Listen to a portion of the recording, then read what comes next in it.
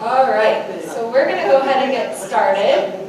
Is everyone ready to begin? Sure. And please just look at me funny if I start bouncing, because I'm standing on a bouncy platform. Good morning, or good afternoon, welcome. So thank you all for coming today. My name is Dr. Sandra Sieber. I am a physical therapist and the inspirational wellness advisor here at the Garlands. And today we're going to be talking about limitless aging and what really is possible. So what does that even mean, limitless aging? Any ideas? Live forever. Live forever. Sounds good. So my definition is that the thoughts you think, how you feel, and the beliefs you hold are more important in determining your life than the year printed on your birth certificate. That's true.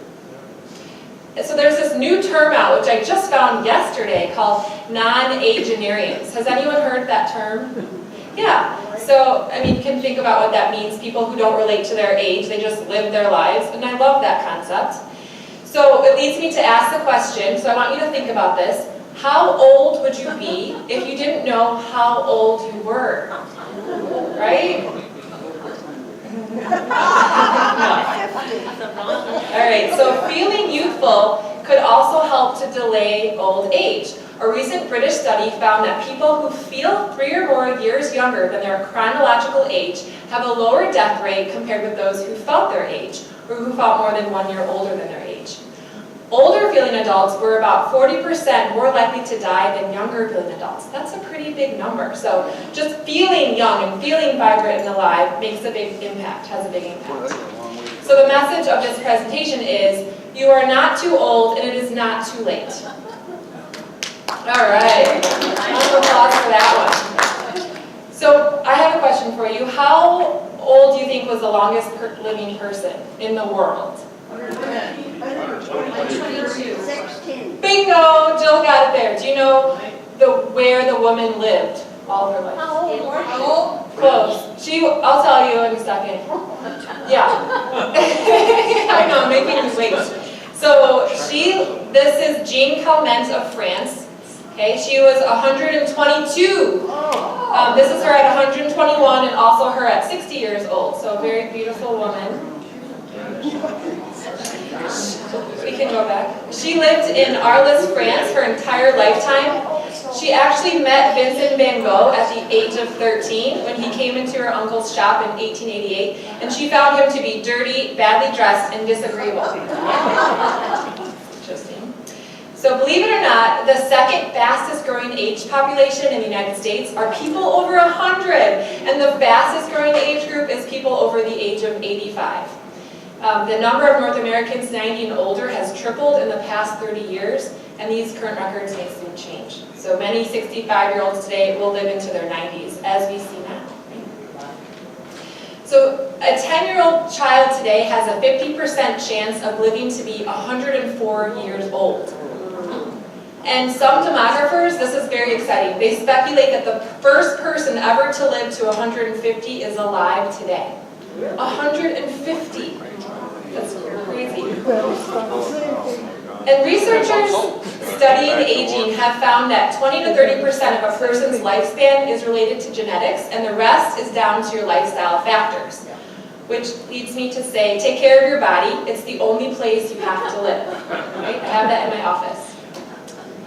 Okay, so we're going to watch a video of a man who I believe is a great example of someone who's living limitlessly. This gentleman is 75 years old, and we'll watch a little video clip of him, about 2 minutes.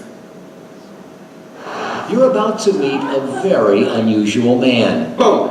Is there a chance that you could be the most interesting man in the world? No.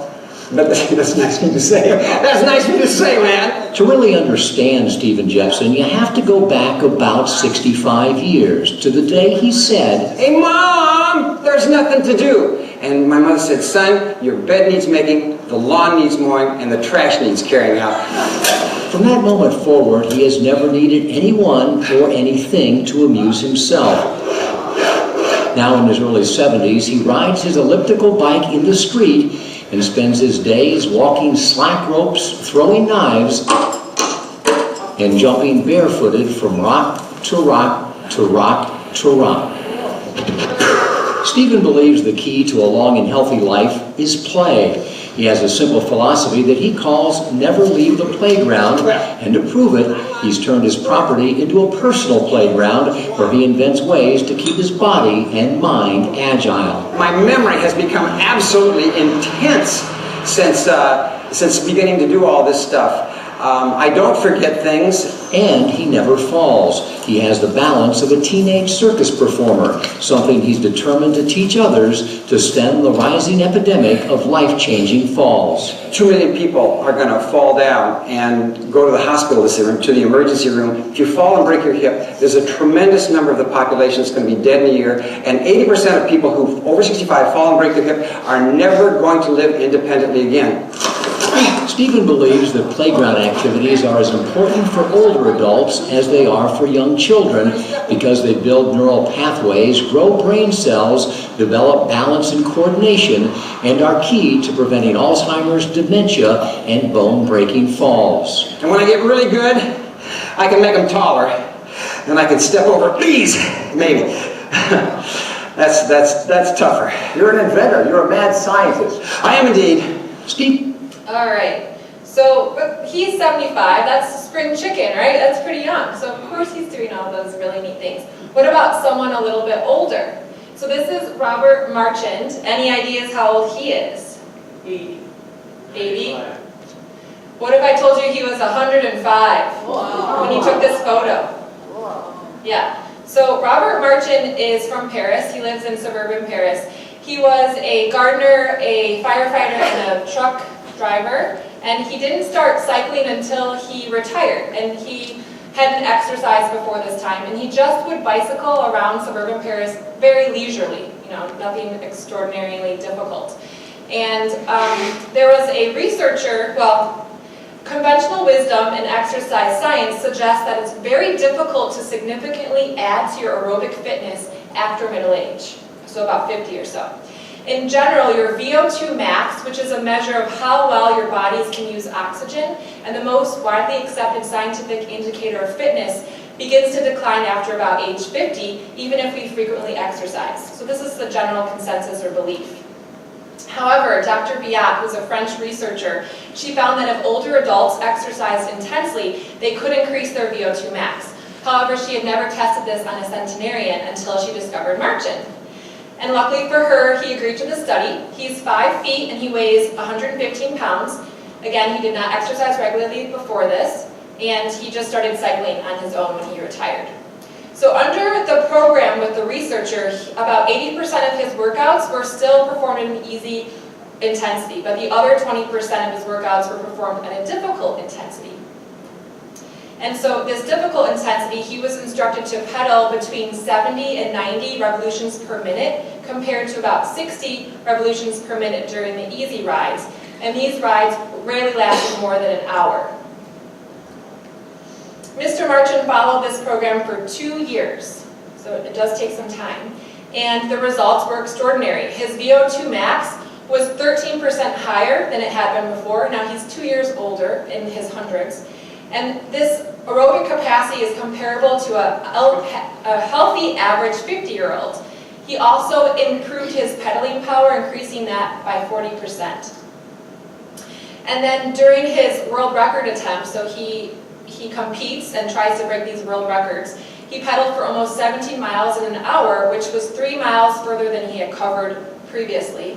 And so these data strongly suggest that we can improve our VO2 max and performance at every age. Okay, so 105. Lifestyle may also matter. According to the researcher, Mr. Marchand is very optimistic and sociable with many friends, and numerous studies suggest that strong social ties are linked to a longer life. His diet is simple, focusing on yogurt, soup, cheese, chicken, and a glass of red wine at dinner.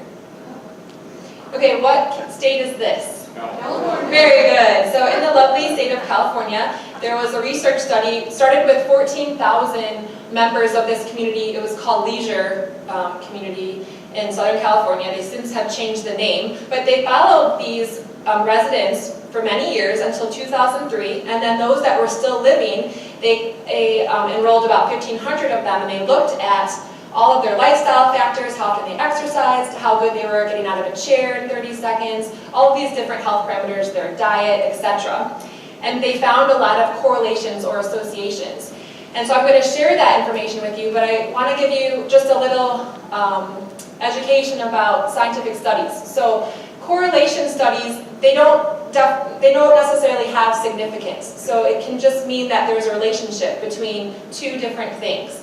So take this advice with a grain of salt and just know that in order to actually have significance, you need to do a double-blind random controlled trial study, which this is not. Okay. All right, so what you would probably expect, exercise played a big role. 45 minutes was found to be ideal, but even 15 minutes a day helped, and this can extend your life by up to 5 years with just small amounts of exercise. People who were active in their 70s had a 40% lower risk of dying from cardiovascular disease before the age of 90. But also, participation in other non-active activities was associated with reduced risk, and these include book clubs, bridge games, chatting with friends, all of these things.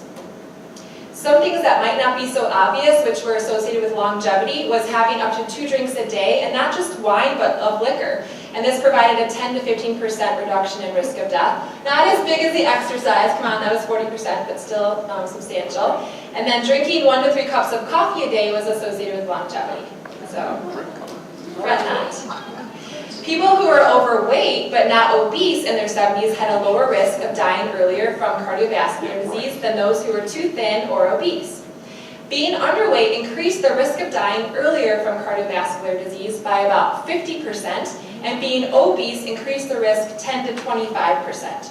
So it's really not good to be skinny when you're older. You really want to maintain your balance and have a healthful diet, and that can be difficult for some older adults to maintain. So you need to maintain your body weight, really important. So back in January, I went to a wedding in Houston, and on my free time, I went to this health and medical science museum, which turned out to be my favorite museum in the world because it's all about health. And I absolutely loved it. And they had an exhibit on longevity and centenarians. So I took lots of pictures and got some information. And this was about groups of people all over the world who are living longer, but they're also living more healthfully. So they have lower rates of diseases. So they're living long, healthy lives. And these were the areas, Loma Linda, California. So that's I think it's a Seventh-day Adventist, a large group of people live there. Nicoya, Costa Rica. Oh, and excuse me if I'm pronouncing these wrong. Ovoda, Sardinia, Italy. Hunza, Pakistan. Bama, China. And Okinawa, Japan. So this man is 94 and he's diving into a pool. And there are, if you Google or go on YouTube or Facebook, you will find many, many videos of older adults engaging in activities that we wouldn't normally associate people doing. For example, there was a U.S. team consisting of a 92-year-old, a 94-year-old, an 87-year-old, and an 89-year-old, and they were in a relay for swimming. And so they were diving off, and anyway, they beat the Japanese who had held the previous world record. But it was just very inspirational to watch. The woman had broken some vertebra in her neck the year before, and she just kept swimming. And then they have videos of women playing basketball who just started in their 70s and 80s because of Title IX didn't exist. So very inspirational. But exercise and motion as a way of life seems to be a theme with centenarians. So they stay fit by walking several miles a day, exercising regularly, or tending to their livestock and vegetable garden. Optimism, a mantra for longevity. Superagers like this 99-year-old man who's water skiing either are born with a happy-go-lucky personality that helps them through the inevitable stress that life brings, or they develop coping mechanisms that helps them weather upsets like death or divorce. A purposeful life. So successful centenarians have a strong sense of purpose. They often fulfill important roles in their communities. They use their talents to do things they are passionate about. Lifelong learning and engaging with the world. This woman was born in 1904. She has social and volunteer commitments. She attends exercise classes, and she learned to use the computer at 101. She's also an active member of her church. So diets are traditionally low in meat and animal fat with these groups, and that's not because they're vegetarian or vegan, it's simply because meat is expensive, so they save it for those special occasions. Also, the elders of Okinawa, Japan, they adhere to a principle called hara hachi bu, where they eat until they're only 80% full. Their diets also consist largely of whole, unprocessed foods, which are free from preservatives, and they eat from a variety of foods that have all the colors of the rainbow. They mean something to someone. The elders are often perceived as repositories of history and knowledge. Friendships across the generational divide with younger people and children boost their well-being. And finally, the curative power of nature. Taking a nap, meditating, or having lunch with a friend are stress-busting habits and sources of comfort and strength. So these are all common themes found in an area of people that one researcher refers to as blue zones. And that's simply just because he circled them on the map with a blue pen. But he wrote a book called The Blue Zones, and he went with some other researchers to a few different areas than the ones I highlighted before. But most of them were the same. And he found that these areas, these people, have strong connections with their family and friends. They're active. They wake up in the morning knowing that they have a purpose. And the world in turn reacts to them in a way that propels them along. An overwhelming majority of them still enjoy life. Okay, so this is a chromosome. And chromosomes hold your DNA. So this X-looking thing is full of your DNA. And every single cell has this in it. And when you are replicating or duplicating a cell, you need to replicate your DNA. And you want to do that with as few mutations and errors as possible, right? So these little black things at the end are called telomeres. They're little end caps. And they help the DNA from tangling upon itself when it replicates. And when we replicate a cell, we want it to actually duplicate. We want it to be as close to the exact parent cell as possible. And through just breathing and toxins and things in the environment, we're exposed to toxins and oxidative stress, which our body has to deal with. And if we're well fed and we're rested and we're healthy and balanced, there's no problem. We can handle these stressors. But if your stress is overwhelming and you're not able to deal with it, then that's when these mutations don't get deleted and you might produce a cell that has a little error in it. And also, every time you replicate a cell, the end cap shortens a little bit, the telomere shortens. And Elizabeth Blackwell won the Nobel Prize recently for her work in the association between shorter lives and shorter end caps or telomeres. So you really want to have long telomeres. And there's a way to actually lengthen them. There's an enzyme called telomerase, and it helps to lengthen the telomere back. So if it's shortened, don't fret. There are things you can do to increase the length. Any ideas what those things might be? Exercise.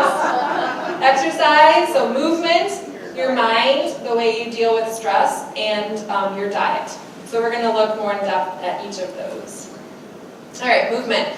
A recent study in the Journal of Preventive Medicine found that highly active people, 20 to 84 years of age were in the study, have significantly longer telomeres than those who are sedentary or moderately active.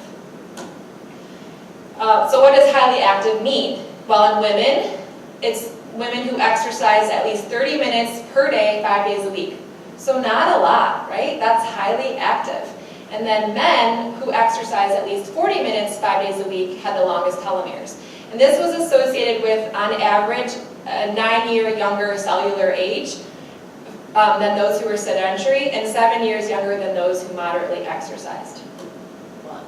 And just to, you know what, it's almost 20 minutes. I was going to have you get up and stretch and move every 20 minutes because studies also show that if you're sitting for 8 to 10 hours a day, you really increase your risk of death and dying of many diseases. And so it's not that you exercise for 30 minutes and then sit the rest of the day and watch TV. It's that you're getting up and moving and doing little household chores and easy, leisurely things throughout the day. So go ahead and stretch. You don't have to stand if you don't want to, but I would recommend it. And then you can sit back down.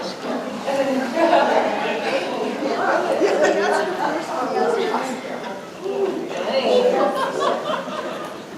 around. That's all it takes. Okay. All right, you can sit back down. Thank you very much. Where's your what? Oh, I know. Okay. All right, so next we're going to talk about stress. So stress, it can actually be a good thing, right? In order to improve your bone density or strengthen your muscles or challenge become smarter, you need to have a little bit of a challenge, right? So stress isn't such a terrible thing. It's portrayed as such. They say like 90% of disease is stress related. But research does show the way that you look at stress has an effect on your physiology. So there was a research study, they had two groups of people. Both groups were supposed to go in front of a big audience and recite mathematical problems like in front of this. So it's kind of a high stress situation where you have to do these math problems in front of people. And one group they educated and said, you know, having a stress response is actually a beneficial thing. It gets your heart rate pumped so you're primed and ready for the challenge. You're thinking more clearly. It's bringing blood flow to your brain and your muscles, and it's a beneficial thing. The other group, they didn't say anything.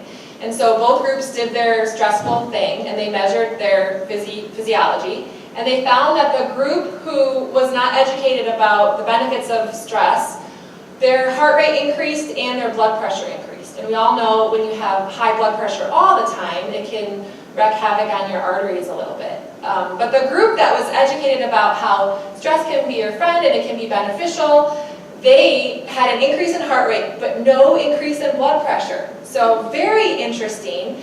And I just lost my train of thought, because sometimes, I should go on to say,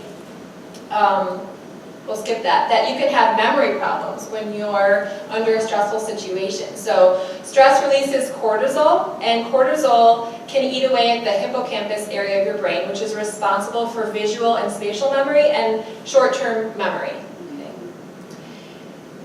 And people who don't view their stress negatively and are able to manage their stress live longer in the research. And so we already talked about this. So mindfulness really does matter. What do I want to say about this? So mindfulness is really being present to the present moment. We have brains that race ahead and try to figure everything out, but when you can come back to the present moment and just be aware of your surroundings, it really slows your body down, and you don't get all those stressful reactions in your body. So meditating for at least 12 minutes every day is associated with significantly longer telomeres. So this is something very simple that you can do on your own. And I just remembered my thought. So I wanted to say another benefit of stress in your life is that we tend to share our problems, or I don't mean to say problems, but we tend to share more when we're undergoing something a little stressful. And when you reach out to others and they give you support back, that is such a tremendous healing thing to experience. So that's another benefit of stress. It actually brings you closer, to your friends and family. And then Hippocrates says, if you're in a bad mood, go for a walk. If you're still in a bad mood, go for another walk. So the power of walking. And then just in general, we talked about before, the body is it's very resilient, and we're able to handle a lot of stressful things in our life if we are doing the things to take care of our bodies, like getting enough rest and socializing and eating well and doing things that we love, feeling good in our lives. So yawning, actually, go ahead and try to yawn right now. Good.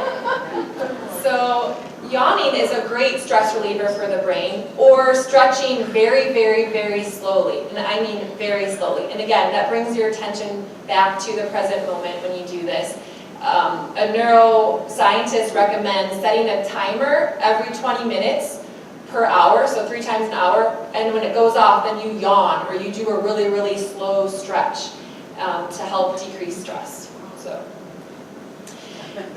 Did you know that stressed is dessert spelled backwards? Yeah.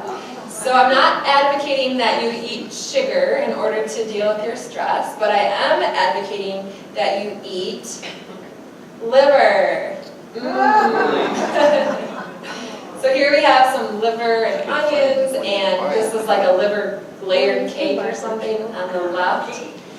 But liver is really rich in a lot of nutrients, especially vitamin B12 and folate. And these help regulate your homocysteine levels. And homocysteine levels are high in people with cardiovascular disease, and they're also high if linked with shortened telomeres. So the idea is if you can get more vitamin B12, and folate helps with the absorption of vitamin B12, then you're regulating your homocysteine levels and having an effect on your telomeres. The highest natural food sources for vitamin B12 are clams, beef liver, and fish such as trout and salmon. Most dairy products are also a good natural source. And the highest natural food sources of folate are beef liver, black-eyed peas, and boiled green vegetables like spinach, asparagus, and Brussels sprouts, broccoli, mustard greens, and kidney beans. All right, what vitamin does sunlight provide for us? Good, vitamin D, as well as cod liver oil. Not fish oil, but cod liver oil. Delicious. They actually make some with a lemon flavor, and it's not as bad as probably what you had as a child, maybe. So vitamin D is a critical part of vital cellular processes that can potentially affect genomic stability and telomere length as we age. And the Vitamin D Council's research suggests that we actually have a higher level of vitamin D in our blood. And this range is 40 to 80 nanograms per milliliter. So you can check with your doctor and get your blood levels checked and see, are they between this recommended range. Because we live in the northern hemisphere, most of us are going to need to supplement in order to get our optimum vitamin D, because we just don't have that, the sun rays do not hit our area in order for us to absorb vitamin D and make it. So the best natural source of vitamin D is sunlight, and the highest natural food sources of vitamin D are cod liver oil and fatty fish such as swordfish, salmon, and tuna, sardines, beef liver again, and egg yolks. All right, what vitamin do we get from citrus fruits? Woo! Sharp crowd. All right. The body cannot manufacture its own vitamin C, so unless you're eating sufficient amounts of fruits, and particularly citrus, it's easy to become deficient in this vitamin. Vitamin C has been linked to a slowdown in telomere shortening by as much as 62%, and other studies have shown an association between higher vitamin C blood concentrations and longer telomere length. The highest natural food sources of vitamin C are citrus fruits, raw sweet peppers of every color, dark green veggies such as broccoli and Brussels sprouts, cauliflower, potatoes, and tomatoes. All right, these are sunflower seeds. Any idea what vitamin is present abundantly in sunflower seeds? No? What? Bingo! Woo! Very impressed. Vitamin E. Vitamin E is a very powerful antioxidant, and it has been linked to the inhibition of anti-telomerase, and that would prevent telomerase from being prevalent. And so the highest natural food sources of vitamin E are sunflower seeds, and then nuts such as almonds and hazelnuts, certain vegetable oils, peanuts, and spinach. We all know what these are. Yeah, sweet potatoes. High in vitamin carotene, which gets converted to vitamin A, and gives carrots that beautiful orange color, and bell peppers the red and yellow color. And higher blood keratin levels were positively associated with 2% longer telomeres. The highest natural food sources of vitamin A are sweet potatoes, beef liver, spinach, and carrots, mangoes, black-eyed peas, and broccoli. Other research findings for longevity are having high levels of the good cholesterol, HDL, so you want to get that number up high. Managing your stress levels well, as we talked about earlier, and having a parent or grandparent who lived past 80 is also helpful if you can get that. Volunteer. Donating your time to a cause for 30 minutes per week adds 4 to 7 years to your health span. That's amazing. I'd like you to meet John Henderson and his wife of 77 years, Charlotte. They moved into this independent living section of a community in Austin, and they moved in their 70s right when it opened, but he's now 104 and she's 102. Wow. And his secret to a long life is living in moderation. He said, we never overdo anything. We eat well, we sleep well, we don't overdrink, we don't overeat, and we exercise regularly. All right, so how do preconceived notions of aging affect how we move? What do you think? So this is very fascinating to me. This is very interesting. So this study looked at the positive and negative, the impact of positive and negative stereotypes on older adults. And they found that walking speed and time spent in the balance phase of walking, which is, if you haven't heard me lecture about this in the balance classes, our gait in our walking pattern is 60% one-legged. And so it's really important that you're able to balance on one leg for a few seconds in order to have a healthy gait pattern. And what they found is that walking speed and time in this balance phase increased after only 30 minutes of intervention that did not involve exercise. So here's what they did. They took two groups and they had them watch a video game for 30 minutes. One video game, they flashed subliminal messages that said words such as senile, dependent, and diseased. And for another group, they flashed the words wise, astute, accomplished. And with no exercise intervention, the positively reinforced group was able to make gait and walking speed improvements more commonly found after weeks or even months of exercise training. So the takeaway from that is words can be profound. And so speak positively about yourself and those around you. And so with that, I'm going to inundate you with some positive aging quotations and pictures. All right, so we'll start with, know that you are the perfect age. Each year is special and precious, and you shall only live it once. Be comfortable with growing older. When it comes to staying young, a mind lift beats a facelift any day. Age is no barrier. It's a limitation you put on your mind. And here are some positive stereotypes about aging. See if you agree with these stereotypes. Older people are nice. They're warm, friendly people. I don't know about that one. They have lots of knowledge and wisdom. Oh, yeah. Definitely. Older people are well off financially. They're free to do as they please. Old age is peaceful and fun, and there's a discount. Aging is not lost youth, but a new stage of opportunity and strength.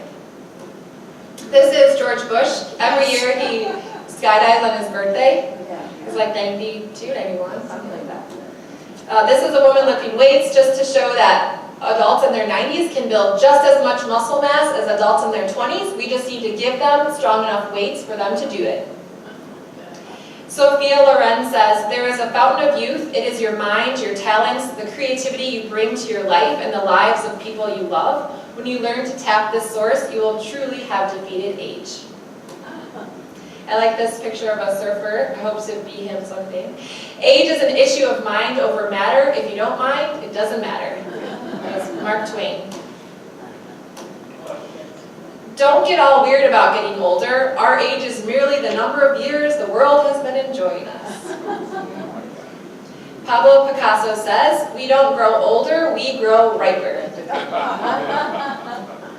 Here are some ladies getting ready to box. A tennis player. Old age is like climbing a mountain. You climb from ledge to ledge. The higher you get, the more tired and breathless you become, but your views become more extensive. Age is no barrier. It's a limitation you put on your mind. You can't help getting older, but you don't have to get old. And so, older adult stereotypes are wrong. I don't know if you've ever heard or seen the movie Grumpy Old Men or Grumpier Old Men. Right, great, funny movie, but it gives you, we have the stereotype that you get grumpy and crotchety as you get older, and that's wrong. Older adults usually actually appear to enjoy pleasant emotions and recall more positive images than do younger adults. So this is based on, this is research. Pretty cool. I love this quote by James Fearman. He says, the possibility of experiencing positive, vital aging lasting into our 10th decade of life is one of the new realities of the 21st century. Very exciting. An ice skater. And this is Stinson Bullitt. He started rock climbing in his 60s. He passed away when he was like 87, but he rock climbed until that point. He did some pretty treacherous climbs. And I saw this at the rock climbing gym I went to in Crystal Lake. Some of you have heard me talk about it because I'm trying to get a group of you all to go. And it says, people will say, I'll wait till I lose a few pounds or after I start working out, then I'll start indoor rock climbing. But they have it wrong. If you start indoor rock climbing, you will lose weight and get stronger. And they have levels, whether you're 89 or 9, there's routes for you. So let me know if you're interested. All right, we're going to play a little game called Name That 90-Year-Old. And what you're going to do is there's going to be a picture of a member, and you're going to tell me who the member is, and tell me if you think they're older or younger than 90. Okay? Are you ready? So you have to use your brains to think about, gosh, what is that person's name? They look familiar, and shout out their name, and then if you think they're in their 90s or not. Who is that? Ellen Corey. Very good. It's Ellen Coy. Do you think she's in her 90s yet or not? No. Ellen, you want to tell them how old you are? 93. Wow. Ellen says true. You'll go be super active in all these activities, and to know her is a blessing. So thanks for being here today, Ellen. All right, who's this lovely lady? And what do you think? I know she never tells her age. She is, yeah. 97. Very good. No, not quite. Who is this beautiful woman and her husband?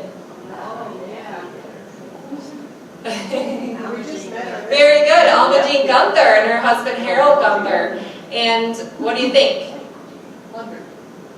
So Alma's under, but not by much. She's going to be 88. She's 88 right now, and her husband's going to be 90 in September. And he still does the elliptical. Oh, but Bubs has a question. Oh, wait, you didn't tell us how old Dusty is, because I know. Well, she never tells her age, so I Oh, I thought so. yeah. I thought so. Okay. Good one. You picked up on that. That's okay. All right. Who is this woman?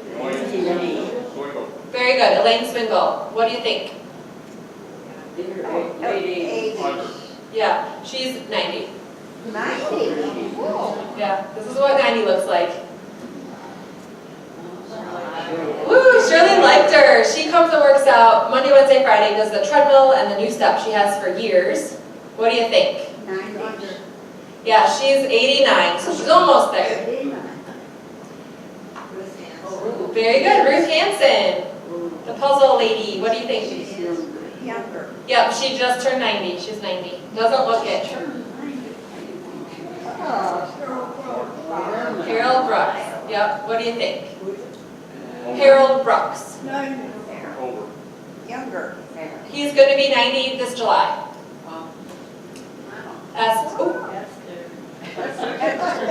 Who is this? Esther Lark. She's over. How do you know? You know. Yeah, but you would never know that. Can I tell them how old you are? No. She's 92. 92. This is what the face of 92. She looks great in her black bathing suit, but she wouldn't let me use the picture. But she looks darn good. All right. Who's this nice gentleman? Bill Humphrey. He is younger. He's not there yet, but he will be. Just a kid. Who's this beautiful woman? Irene, yeah. Irene Napier. What do you think? 98, you said. No. Well, then you're not far off. She said 88, Irene. 92 on Labor Day. Yeah, they're close. Who is this cute gentleman? Right. And what do you think? How old is he? He's in his 80s. 90. 80. Would you believe he's actually 92 years old? No. Right there, you can. John Fawcett. And John actually built this himself. It took 8 years because he built it from scratch. And each leg took 6 months, right, John? Yeah. Look at that hand carving. John did that. Who is this gentleman? George. Mr. George Pratt. What do you think? How old is George? He's over. Yeah. George is 94, or let me see. Wow. 94. Who are these people? Yeah. Lucky and Carolyn. Yeah, and how old are they? He's 90. Close to 90. Yeah, she's 88 and he just turned 90. Yeah. Pretty good looking couple. Yeah. Who Who's that with the smile? Way younger. Younger, yeah. Way younger. 68. This is Bubs Gottwald. She's sitting right behind me. Yeah. And she's not quite there yet. 89. 89. All right, so you're pretty good with the Garlands members. Let's see how good you are with people in Hollywood. Dun-dun-dun. Who's that? Betty White. How old is she? 98. Was she? I thought she was 95. 95. Betty White. Oh, yeah. I'll check my facts. Betty White, 95 and 98. 98. Jake Van Dyke. How old is he? 92. Yep, 92. Oh, Tony How old is he? 91. Very good. Mel Brooks. He performs at Radio City Music Hall to this day. He's 90. Jerry Very good. Jerry Lewis. How old is Jerry Lewis? He's not quite 91. And his friend, who's this guy? Carl Reiner. Very good. He's 95, 96. He just made a movie, which I really want to play here, starring all of these guys and his friends, because he created the Dick Van Dyke Show. He directed the movies Oh God, The Jerk, and Dead Men Don't Wear Plaid. And then, did anyone see the movie When Harry Met Sally? So his son directed that movie, and his wife, Estelle, was the woman at the scene that said, "I'll have what you're having." That's his wife. So he has these great quotes. Enjoy the good times, walk away from the bumps. Even failures can turn positive if you just keep going. At 95, he's still writing books, he's working, and he's discovering new things. Carl is also a fan of Twitter. So his first tweet was, "Sometimes I worry about having problems with my short-term memory." His second tweet was, "Sometimes I worry about having problems with my short-term memory." So humor is key. All right, let's get that one. So what's the takeaway message? Living a longer, healthier, more enjoyable life doesn't come from a single practice alone, such as a good diet or even good genes, but from a combination of habits. And in all my years of life on this earth, I've come to have some words of wisdom. And I believe that more than diet, more than exercise, the common thing I see in successful aging is someone's kind of disposition. Someone who has fun, who enjoys life, who's lighthearted, loving, has a passion in their life. These are the individuals that I see aging the best. And these are the individuals that I see before me now. So keep growing, keep living,